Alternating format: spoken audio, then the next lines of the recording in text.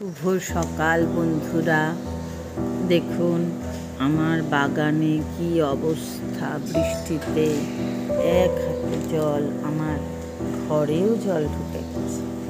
এর আগে আপনারা দেখেছেন এত সুন্দর বাগানে কত গাছ ফুল সবই আছে, কিন্তু সম্ভব জল ছোট গাছগুলো হয়তো মরে যাবে। দেখুন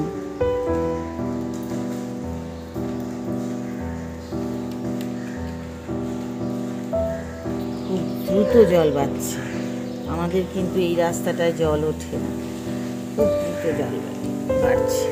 এই জগন্নাথ ঘাটের দিকে জল যাচ্ছে, পুকুর থেকেও জল উঠে গেলে সমস্ত মাছও বেরিয়ে যাবে।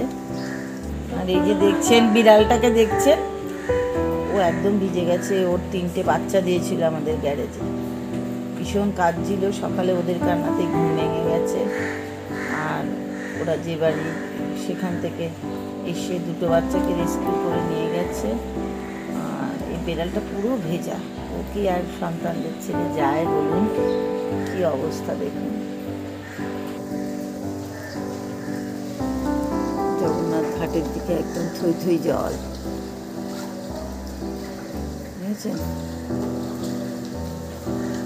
আর এই আমার বাড়িতেও সামনেটায় দেখুন জল, একদম উঠোনেও জল ঢুকে গেছে, আর ঘরে 1 হাঁটু জল।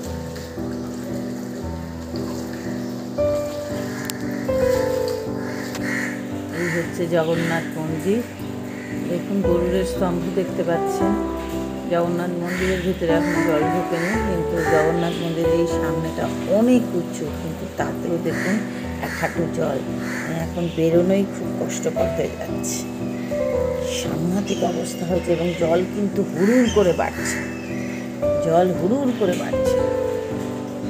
এই আমাদের জগন্নাথ মন্দির দেখা যাচ্ছে, চতুর্দিকে থই থই জল।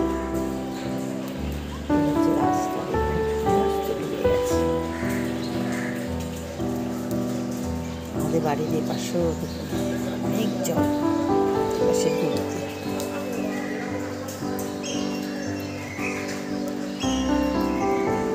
জগন্নাথের দিক থেকে জিনিসটাও দেখা যাচ্ছে।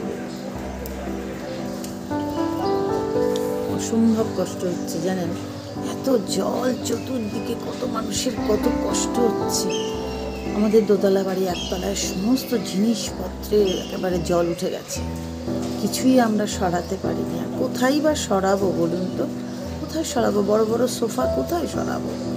ওই জলের ভিতরেই সব আছে। এবার চিন্তা, গাড়িটাও ভিজবে। সব থেকে বড় কথা, চতুর্দিকে যাদের 1তলা বাড়ি, খুব কষ্টে আছে তাদেরকে চেষ্টা করা হচ্ছে উঁচু বাড়িতে নিয়ে যাওয়া।